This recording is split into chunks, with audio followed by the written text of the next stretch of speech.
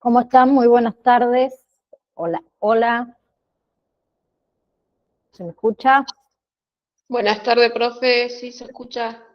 Buenas tardes, Feli. ¿Cómo estás? Bien. Oh, a ver esto Buenas que... tardes, profe. Buenas tardes, Patricia. Ahí voy. A ver si puedo sacar esto que no sé qué es. Bueno, nada, lo puedo sacar. Bueno, no hay ningún problema. Em, Clase. Hoy seguimos con, a ver, ¿dónde voy? Acá, acá.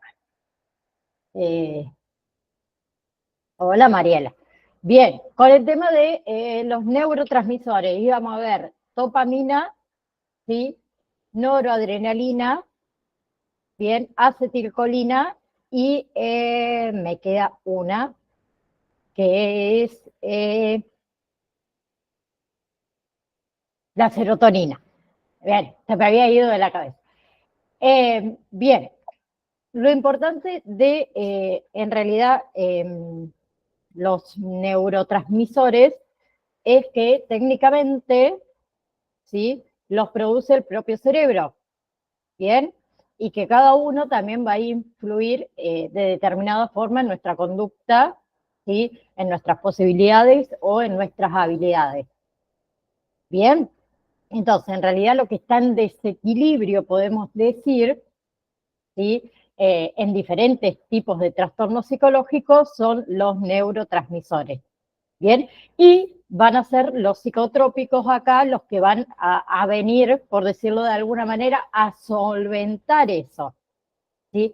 Si es que falta neurotransmisores, faltan menos o faltan más, o si en realidad esos neurotransmisores se producen en exceso, ¿sí? Entonces vamos a ver un poquito más o menos cuáles son los más importantes, ¿bien?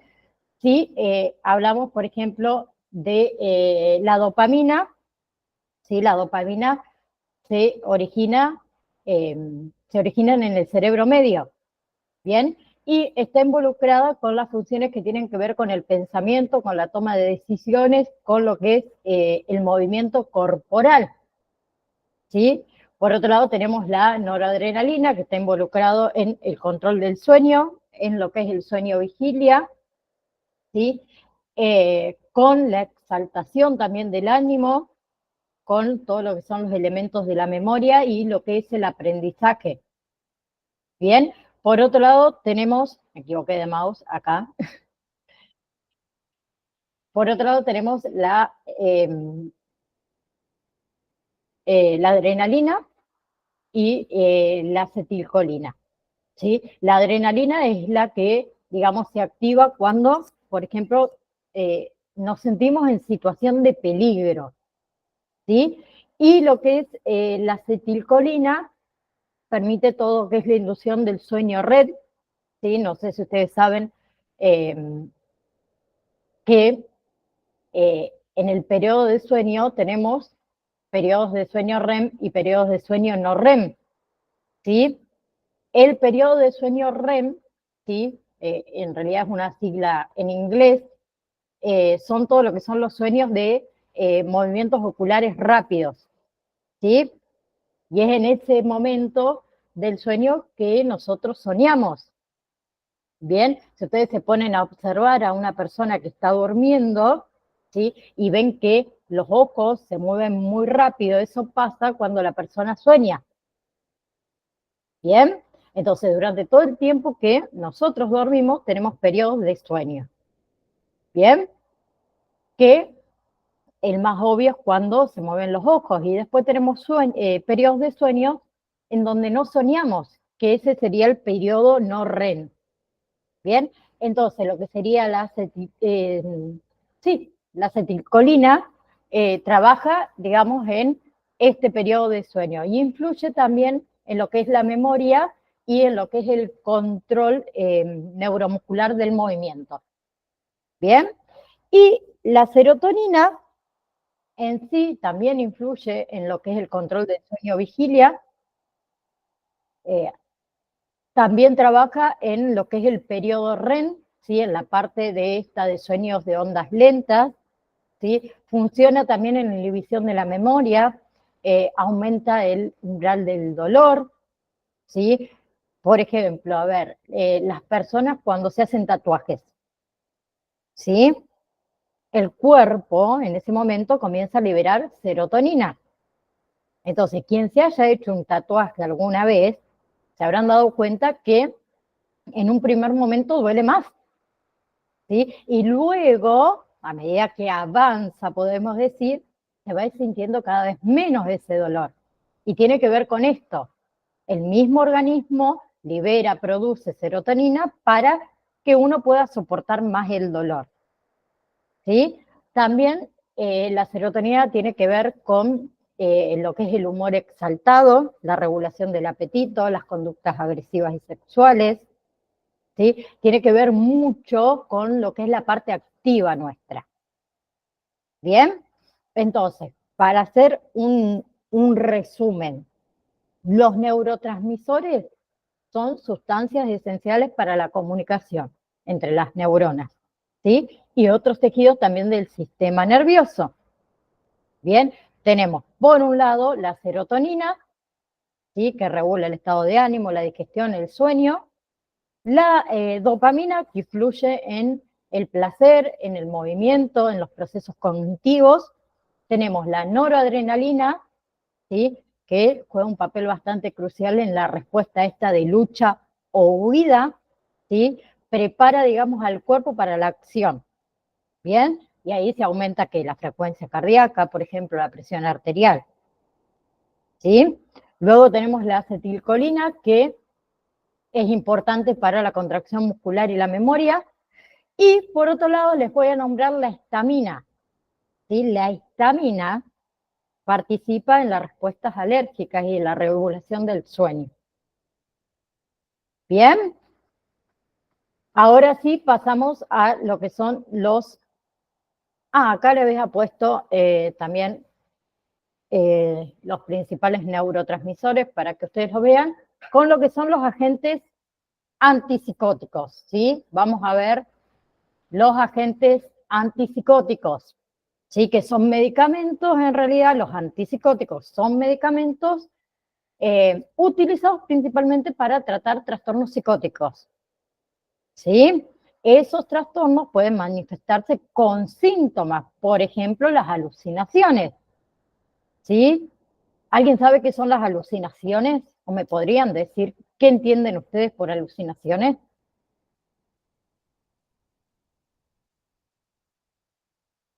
Chan, chan, chan. O la diferencia entre alucinaciones y delirios, Virgi. ¿Qué tal? Hola, ¿cómo andan? Me parece que las alucinaciones son, por ejemplo, cuando vos pensás que ves algo, pero no es real. Bien, ver, escuchar, sentir, bien, percibir cosas que no están presentes. Perfecto. Entonces, síntomas pueden ser alucinaciones, lo que comentó la compañera, y delirios. Los delirios son creencias falsas y creencias firmemente sostenidas, que a pesar de la evidencia que diga lo contrario, no. Bien, por ejemplo, a ver, la esquizofrenia es el trastorno psicótico más conocido, pero los síntomas psicóticos pueden aparecer en muchas enfermedades y muchas condiciones diferentes. Ya a medida que vamos avanzando se van a ir dando cuenta, ¿sí?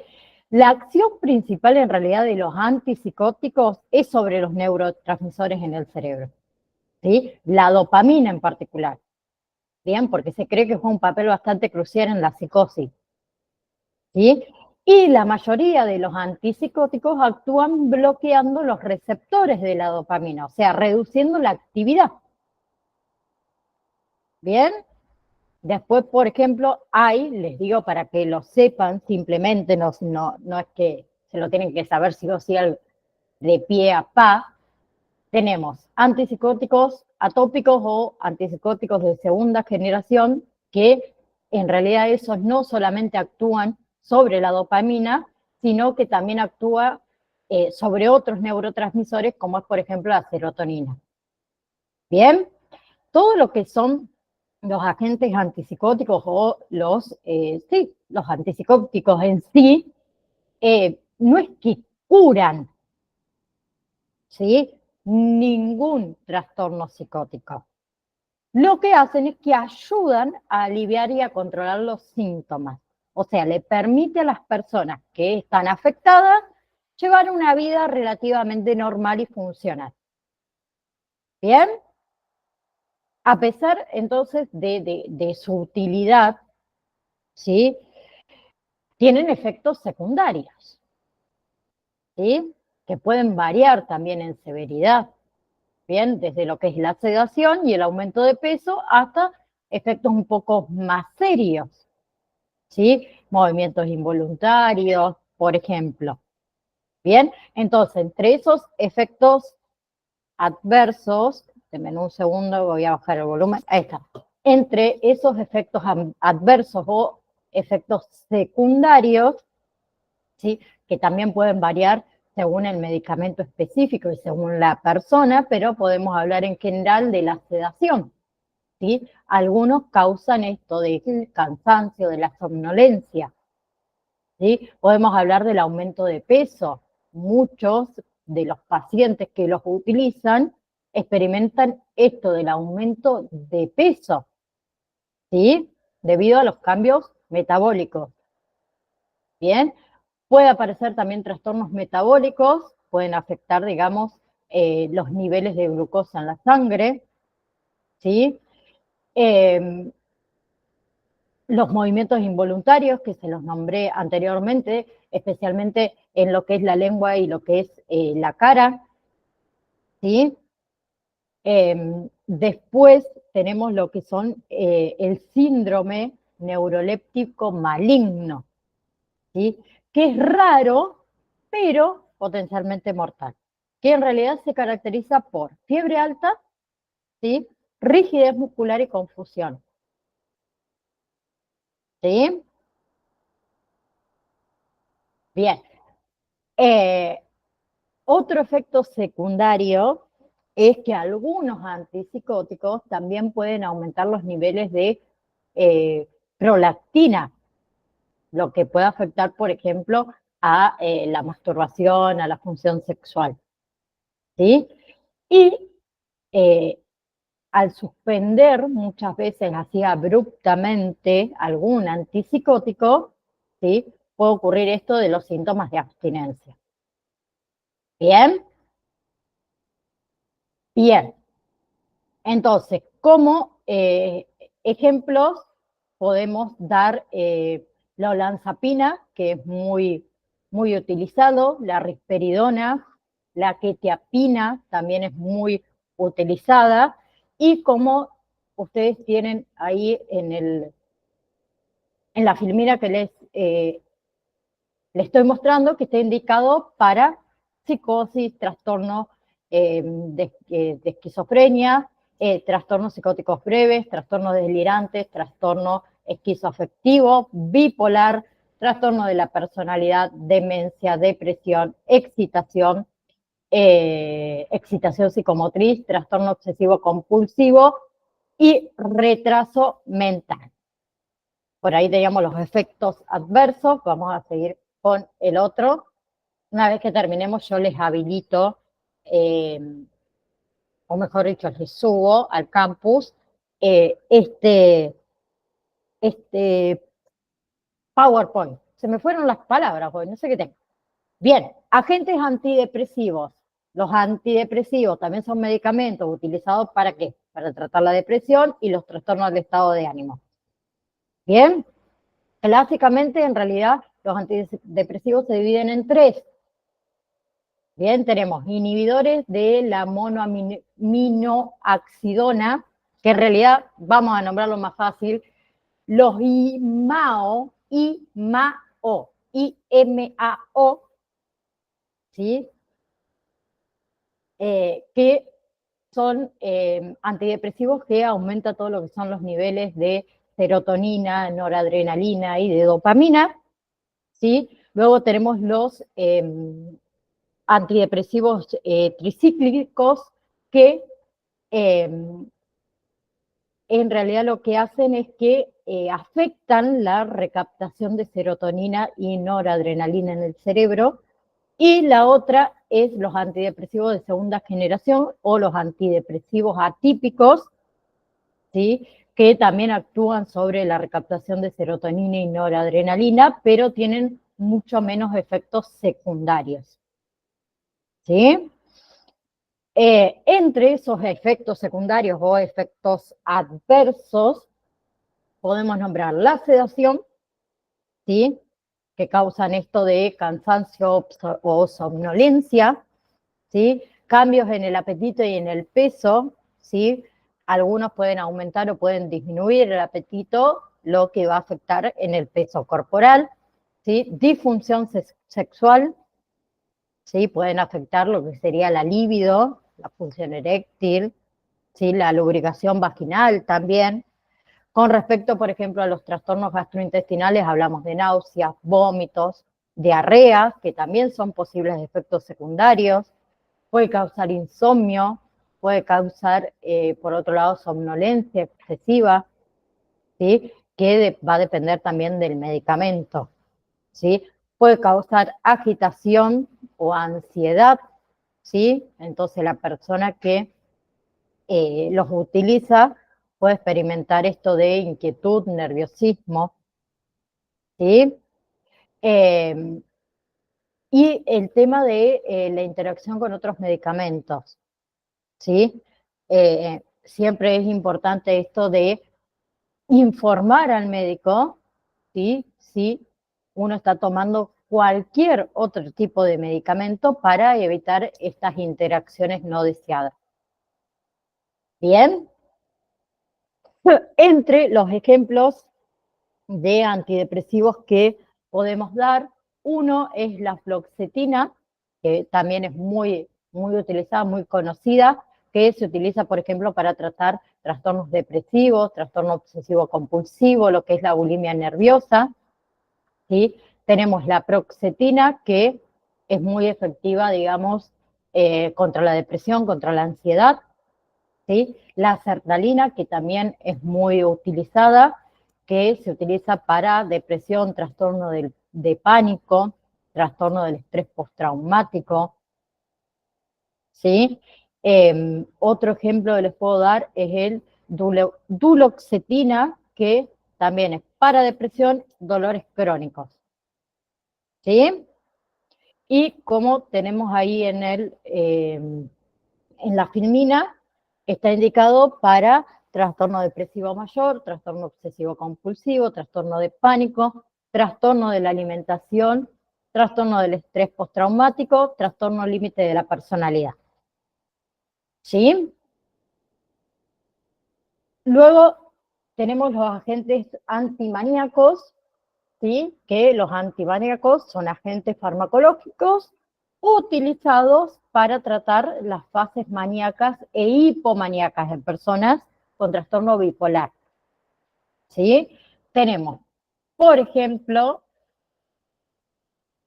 ahí está, por ejemplo, el litio, ¿sí? Bien, que en realidad es el único fármaco antimaníaco de eficacia constatada, ¿sí? Que en realidad se utiliza tanto para tratar la fase maníaca como la prevención del trastorno bipolar, ¿sí? El otro es el ácido valpórico o el valproato, que también se emplea, digamos, en tratamientos de fase maníaca y hipomaníacas, ¿sí?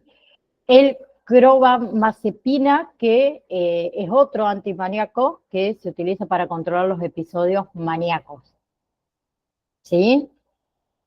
Acuérdense que también, por ejemplo, cada persona responde de manera diferente a diferentes medicamentos o al mismo medicamento, ¿sí?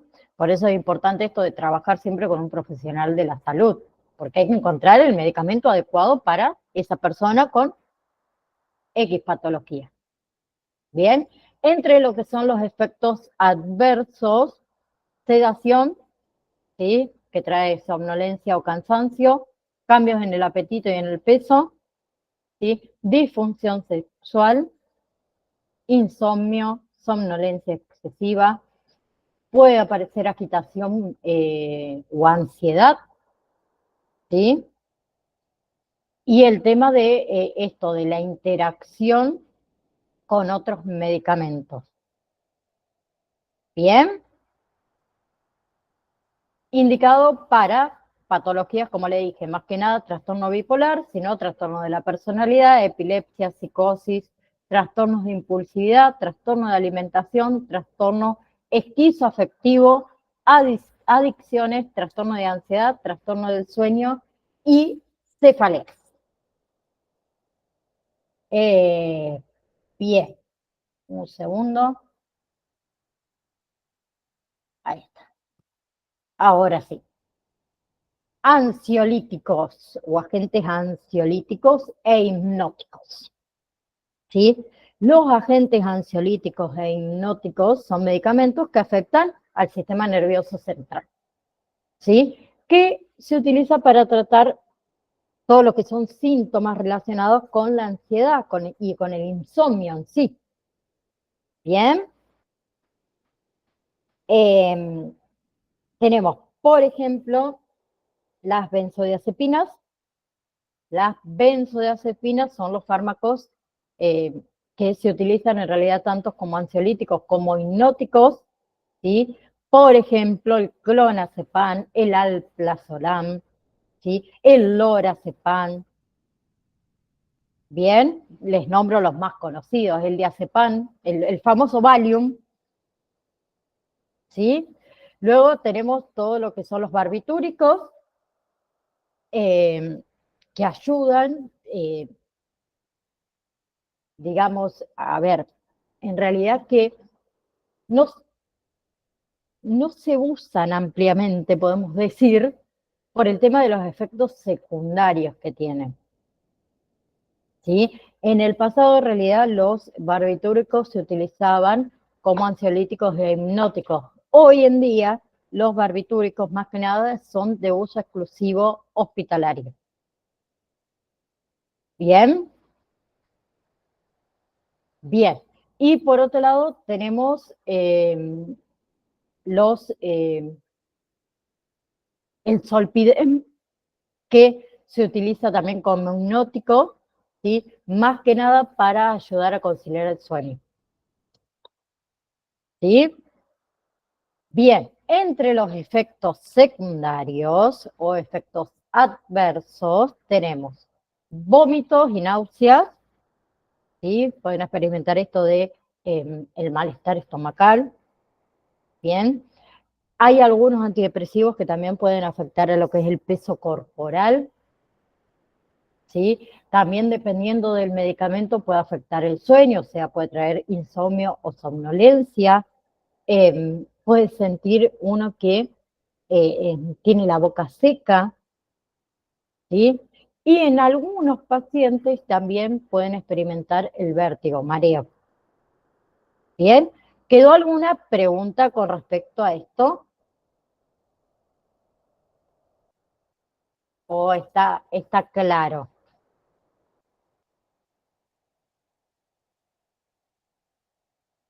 ¿No? Bueno, hacemos unos jueguitos. Bien, Natalia, unos jueguitos antes de seguir con psicopatología y un poquito de la historia. ¿Alguien se anima a jugar? ¿Hacer un poquito de gimnasia cerebral? ¿Alguien se anima a leer la frase? Felicia, Sí, profe. Soy fuerte, pero admito que a veces también necesito que alguien me tome de la mano, me abrace y me diga que todo va a estar bien. bien. Y creo que tengo otro. Vamos a ver. Yo ya no me acuerdo. Ah, este. ¿Quién se anima? Encuentre que no está repetido. Yo ya no me acuerdo cuál es, pero lo voy a ver. Ah, ya está, ya lo vi.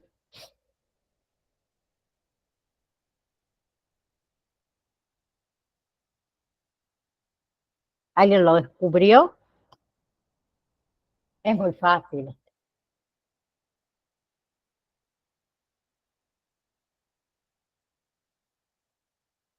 ¿Cuál El es telescopio, El profe. micrófono.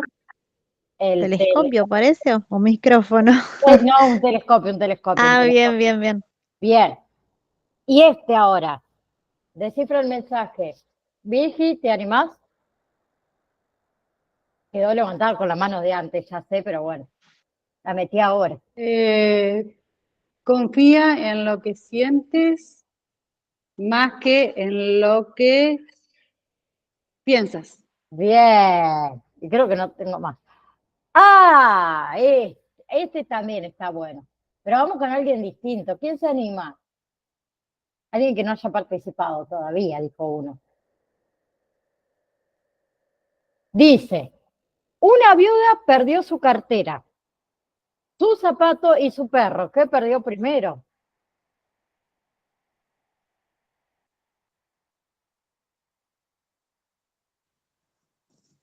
Y el esposo. Claro, chicuelos. Bien. Bueno, eso para que nos riamos un ratito. Voy a dejar de compartir pantalla.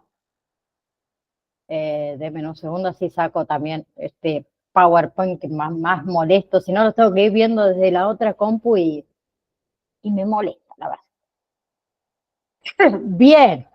Bueno. Oh, tengo la espalda hoy. Bien. Entonces, seguimos con psicopatología, ¿sí? Un poquito de la historia también, un poquito aburrida la historia, a mí no me gusta la historia, pero bueno, es parte.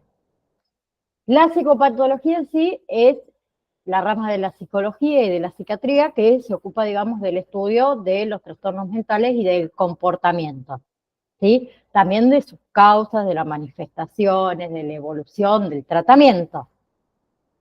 Bien, definición, ¿sí? De psicopatología. Como dijimos antes, la psicopatología se centra en comprender las diferentes condiciones que afectan a la mente y al comportamiento humano. Bien, ahí podemos incluir depresión, ansiedad, esquizofrenia, trastornos bipolares y muchísimos más que ya vamos a ir viendo cada uno de ellos. Bien, la psicopatología entonces investiga las causas de los trastornos mentales. Bien, que pueden ser biológicas, o sea, genéticas, ¿sí? O neuroquímicas, psicológicas, traumas, estrés, o sociales, ¿sí? Hace referencia al entorno, a las relaciones, ¿sí? Para lo que sería el diagnóstico, ¿sí?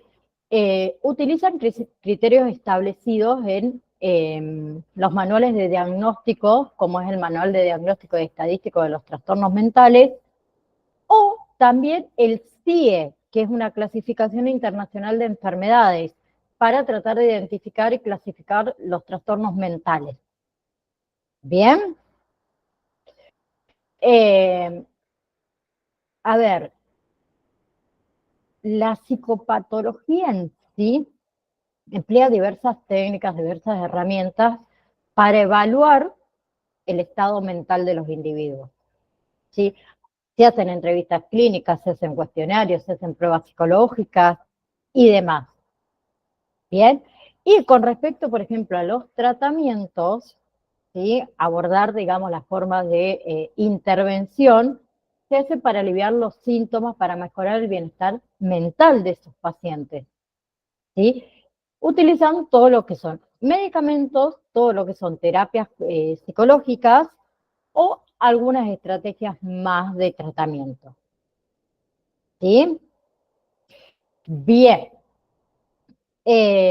un diagnóstico, eh, o, no, o mejor dicho, el manejo del diagnóstico y el manejo del tratamiento permite un mejor, valga la redundancia, diagnóstico y tratamiento y mejora lo que es en realidad la calidad de vida de esas personas afectadas. ¿Sí? Hay programas en realidad de salud mental, por más que acá en Argentina son escasos, pero los hay, ¿sí? Está todo el tema también esto de investigación y de educación, o sea, fomentar esto de la investigación, que es una investigación continua sobre lo que son las causas, sobre lo que son los tratamientos de los trastornos mentales. La idea es educar, ¿sí? Tanto a los profesionales de la salud, ¿sí? Como al público en general sobre estos temas, porque venimos bastante atrasados todavía, ¿sí? En fin, o para resumir, mejor dicho, la psicopatología es una disciplina esencial para entender, digamos, estos complejos fenómenos relacionados con la salud mental, ¿sí? Para poder ayudar tanto a los profesionales como a la sociedad en abordar de una manera más efectiva todos estos desafíos que presentan lo que son los trastornos mentales. ¿Sí? Sí, ya hablamos un poquito de lo que es la historia de la psicopatología. Vamos a hacer un pequeño resumen a lo largo de toda la historia, que en realidad el concepto de enfermo mental ha variado según las creencias religiosas, según las culturas, según la parte científica, ¿sí? Entonces nosotros vamos a nombrar algunos hitos. Por ejemplo, en la época antigua. En la época antigua se atribuía, ¿sí?, todo a un origen sobrenatural a la conducta anormal, ¿sí? Tenemos, por ejemplo, las culturas hebreas, los griegas, las chinas, las egipcias. Ellos realizaban exorcismos para expulsar espíritus malignos, ¿sí? Porque para ellos era de origen sobrenatural, ¿sí? Luego tenemos todo lo que es el papiro Edwin Smith, que sugiere que en el antiguo Egipto se creía que las funciones mentales surgían del cerebro, que ahí estamos en lo correcto de hoy en día. Bien, ya después si hablamos de Hipócrates, que fue el primero en señalar el origen orgánico de las enfermedades mentales, él propuso una clasificación de temperamentos y de categorías de trastornos mentales, como era la melancolía, como era la manía. Si hablamos de Platón, no me digan los años porque no me acuerdo, pero creo que es 429, si no me equivoco, entre el 429 y el 347, 48 antes de Cristo, o sea, imagínense la época que estamos hablando. Platón consideraba que los trastornos mentales tenían causas orgánicas, bien, orgánicas, éticas, ¿sí? Y también de intervención divina, ¿sí? Y él clasificó, por ejemplo, a la locura en una categoría una categoría profética, ritual, poética, erótica. Bien, luego tenemos lo que es la época romana con Galeno, ¿sí?, que él empleó el término temperamento para describir lo que es la combinación de 4 sustancias fundamentales y que dividió en realidad las causas de los trastornos psicóticos en orgánicos y mentales. Bien, ya si nos vamos a lo que es la Edad Media, en el siglo V, se consideraba que el enfermo mental era una víctima del diablo. Bien, a partir del siglo XIII se culpaba, digamos, a el enfermo mental de su afección como un castigo divino, ¿sí?, por una vida pecaminosa o por una vida, o se decía que había hecho una alianza con el demonio, ¿sí? Y en esa época, en la Edad Media, se estima que más de 100.000 personas fueron acusadas de brujería, o sea, fueron asesinadas en esa época, ¿sí? Y muchas de esas personas posiblemente eran personas afectadas, por ejemplo, con esquizofrenia, con epilepsia, ¿sí? Pero más allá de eso, había algunos pensadores como Alberto Magno, como Tomás de Aquino, que reconocieron que la locura tenía base orgánica, ¿sí?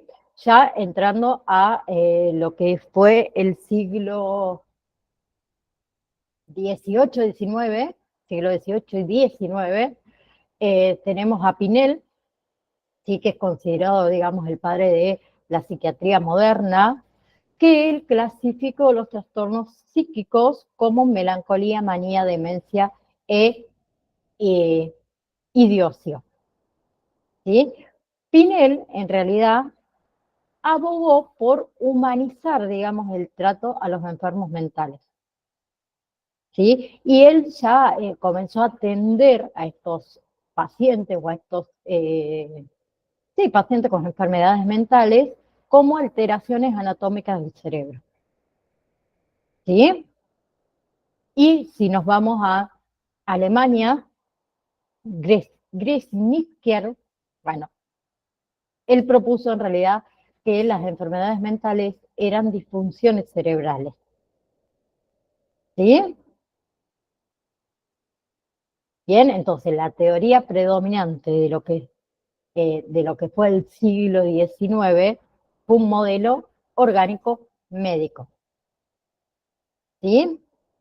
Luego tenemos teorías posteriores, como Morel. Morel formuló la teoría de la degeneración, ¿sí? Relacionado a enfermedades mentales con una degeneración genética transmitida, ¿sí? Después tenemos a Klein, que él enfatizó mucho en la disfuncionalidad cerebral en los síntomas de estos trastornos. Jackson, por ejemplo, él admitió un sustrato congénito y orgánico, pero él creía que las desorganizaciones en la estructura psíquica también eran determinantes de esto,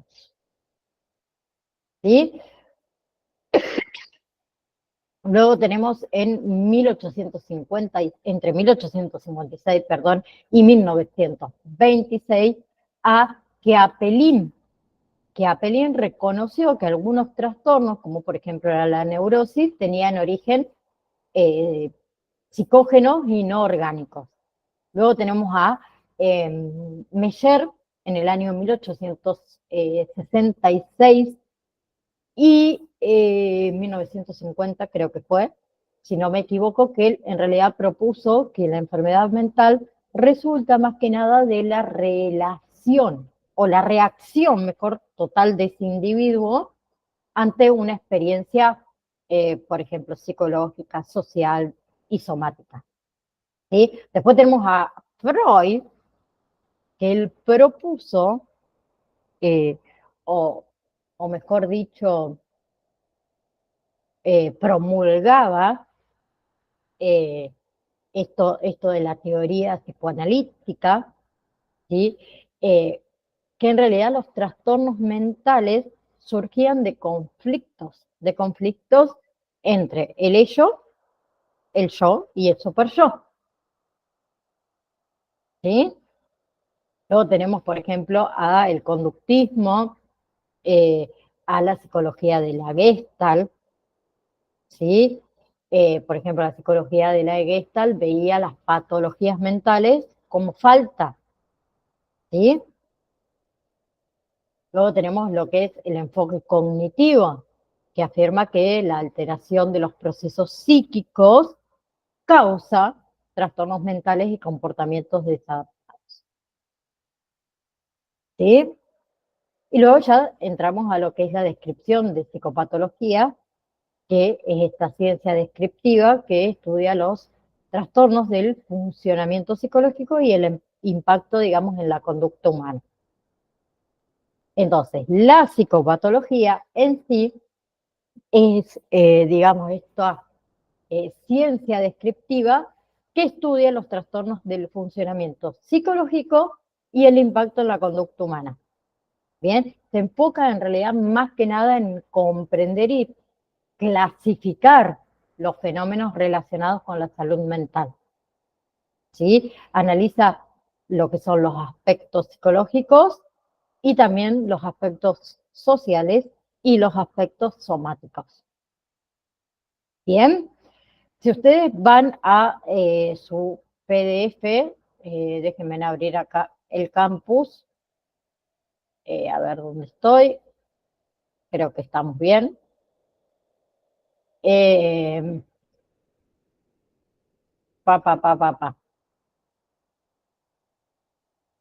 Espérenme. Módulo 4, nociones generales de psicopatología y psicofarmacología, perdón, y se van casi al finalizar el PDF, van a ver que tienen un cuadrito, ¿sí? Que dice categoría diagnóstico. ¿Lo pueden ver o saben más o menos dónde está?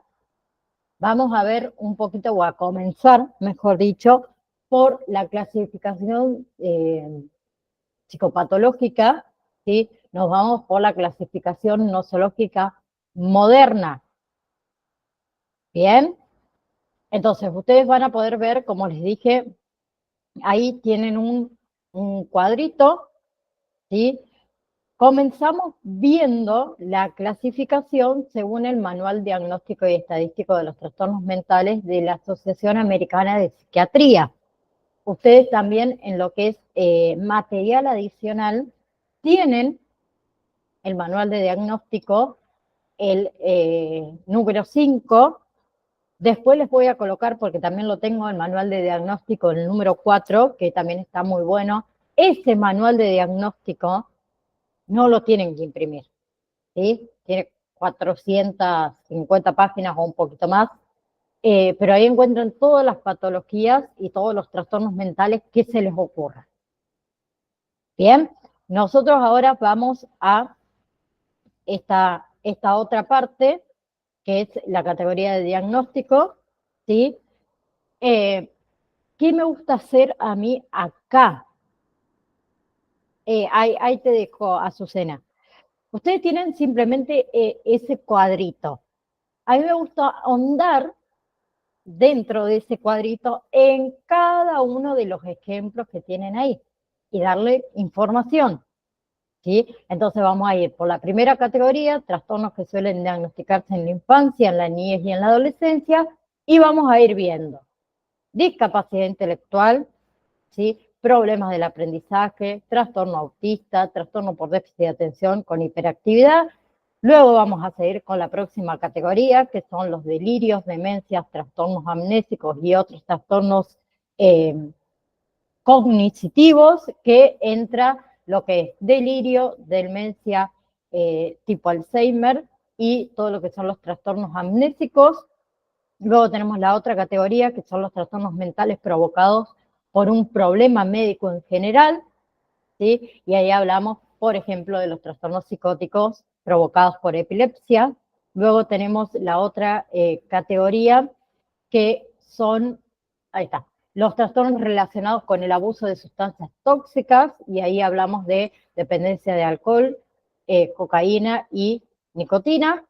Luego tenemos la otra categoría, que es esquizofrenia y otros trastornos psicóticos, donde entraría esquizofrenia, trastorno psicoafectivo, trastorno delirante.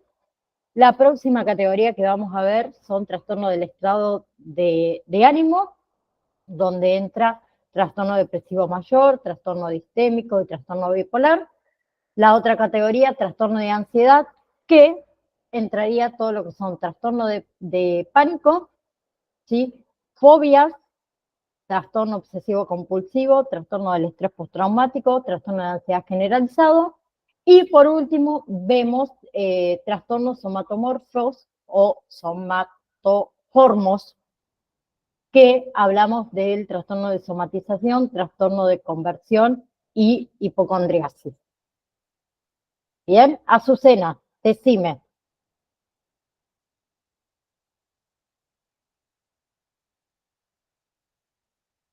¿Tenías algo para preguntar, para decir? Sí, profe, ¿me escucha? Sí, Con el motivo del libro que usted dice que no podemos imprimir, que tiene muchas cosas ahí, ¿ese igual lo podemos comprar al no hacerlo imprimir? no se puede comprar. No, no, no, Ah, no. No, no, no está a la venta. ah, O sea, sí lo pueden imprimir, pero les va a ser carísimo imprimirlo. sí, sí, sí, Pero, está bueno pero como... lo que le pido yo siempre con respecto a el manual de diagnóstico, que lo descarguen, ¿sí? Porque después no sé si lo van a poder conseguir por ahí. No es que entras a Google y lo podés encontrar y lo descargas. Sí, sí les pido siempre eso, que lo tengan guardadito. A la vieja enseñanza, no sé, un pendrive, chico, un CD en algún lado. eh, Porque después no sé si lo van a conseguir y les voy a poner el otro manual de diagnóstico y estadístico de los trastornos mentales de la Asociación Americana de Psiquiatría, el número 4, que es el anterior, que también lo tengo y me gustaría compartirlos con ustedes para que ustedes también lo tengan. Bien, entonces, comenzamos con clasificación nosológica moderna según el DSM-5, el manual de diagnóstico y estadístico, como le dije, de los trastornos mentales de la Asociación de Psiquiatría Americana, que en realidad ese manual contiene más que nada todos lo que son descripciones, síntomas y criterios para diagnosticar trastornos mentales. Bien, por eso les digo que me gustaría que lo guarden porque ahí tienen todo súper completo. Bien, empezamos con la primera categoría, trastornos que suelen diagnosticarse en la infancia, en la niñez y en la adolescencia. Y ustedes en su cuadrito van a ver que el primer ejemplo que tienen dice retardado mental. Retardado mental es un término que se usaba anteriormente, hoy en día se llama discapacidad intelectual. Bien, entonces, ¿qué es la discapacidad intelectual? Es un funcionamiento intelectual situado significativamente por debajo del promedio. Bien, que en realidad está presente desde el nacimiento o en la primera infancia. ¿Qué causa más que nada qué? Limitaciones para llevar a cabo las actividades normales de la vida diaria. Bien, la discapacidad intelectual puede ser genética o puede ser consecuencia de un trastorno, ¿sí? Que perjudica obviamente lo que es el desarrollo cerebral, ¿sí? Entonces, la mayoría de los niños con discapacidad intelectual no desarrollan síntomas evidentes hasta alcanzar la edad preescolar. Bien, porque cuando uno comienza a ir a la escuela, empieza ahí uno a darse un poquito más de cuenta. ¿Sí? Bien. Otra cosa, todo lo que es el cuidado prenatal adecuado reduce también lo que es el riesgo de tener un hijo con discapacidad intelectual. ¿Sí? Y el apoyo por parte de especialistas, la terapia, la educación especial también ayuda a los niños a lograr, digamos, un mayor nivel del funcionamiento posible. Bien, entonces la discapacidad intelectual en sí es un trastorno del neurodesarrollo. ¿Sí? Y como les dije antes, el término esto de retraso mental o retardado mental utilizado anteriormente, pero ¿qué pasó? Adquirió un estigma social indeseable. Entonces los profesionales de la salud lo han reemplazado por el término de discapacidad intelectual. ¿Sí? Discapacidad intelectual lo pueden por ahí leer con la abreviatura DI, ¿sí? Que en sí no es un trastorno médico específico como por ejemplo la neumonía, ¿sí? O la faringitis. ¿sí? A ver, las personas afectadas en sí tienen un funcionamiento intelectual significativamente bajo. Por eso tampoco es un trastorno de salud mental. ¿Bien? Pero que ese funcionamiento intelectual significativamente bajo es lo suficientemente grave para limitar su capacidad de, digamos, de afrontar actividades de la vida diaria. ¿Sí? Por lo que requieren sí o sí de ayuda permanente. Bien, y esas habilidades adaptativas en sí se pueden clasificar también en varias áreas. Por ejemplo, en el área conceptual, ¿sí? Competencia en la memoria, en la lectura, en la escritura, en las matemáticas. Bien, en el área social, habilidades interpersonales, ¿sí? Juicio social, conciencia de los pensamientos o de los sentimientos de los demás.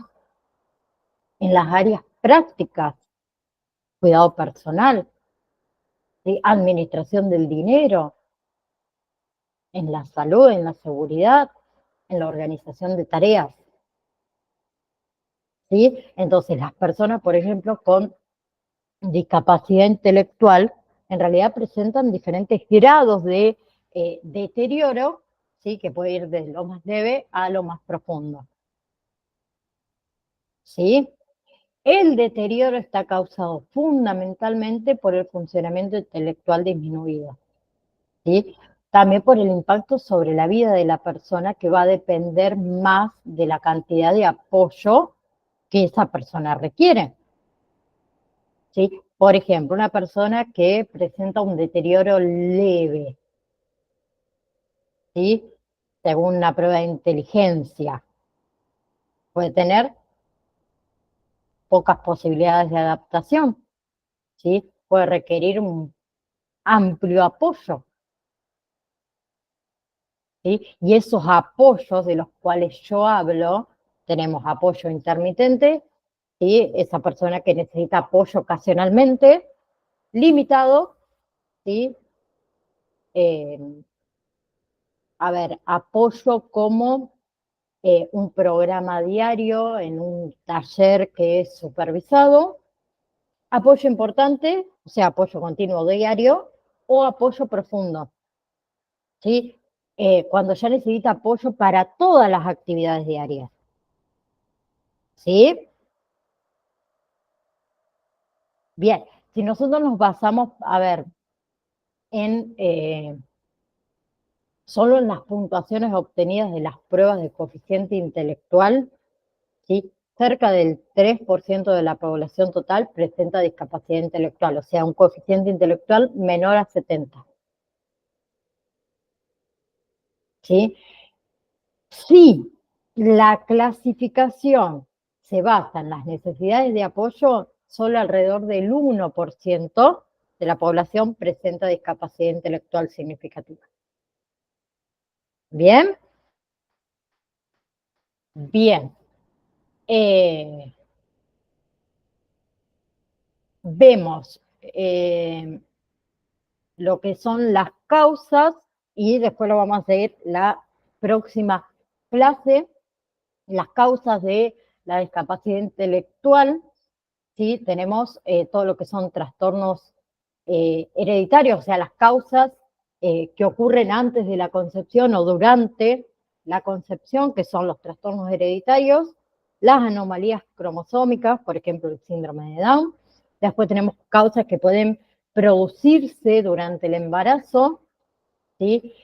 Por ejemplo, un déficit grave en lo que es la nutrición materna, ¿sí? Infecciones por virus, bien, por ejemplo, el virus del herpes simple, toxoplasmosis, la rubiola, ¿sí? El virus de Zika, ¿sí? Después, otra causa son las sustancias tóxicas, bien, el alcohol, los fármacos como es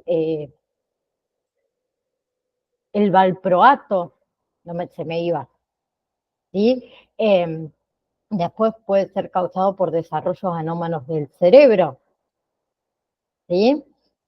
por preeclampsia también, por nacimientos múltiples, ¿sí? Luego tenemos causas que se pueden producir durante el nacimiento. La más común es la hipoxia, o sea, la falta de oxígeno, ¿sí? Y otra muy común es también la prematuridad extrema, o sea, que nace mucho tiempo antes. Y después hay causas que se pueden producir después del nacimiento, ¿sí? Por ejemplo, infecciones del encéfalo, la meningitis, ¿sí? Algún tipo de traumatismo cerebral grave, ¿sí? También puede ser causado por el déficit en la nutrición de este niño, puede ser causado por un abandonamiento emocional grave o un maltrato psicológico verbal o físico, ¿sí? Puede ser causa de tumores cerebrales y el tratamiento. Bien, próxima clase seguimos con los síntomas de la discapacidad intelectual y el tratamiento, y así vamos a seguir con cada una de ellas, ¿sí? Del cuadrito que ustedes tienen, vamos a ver una por una, ¿sí? ¿Quedó alguna pregunta, quedó alguna duda con respecto a lo que vimos hasta ahora?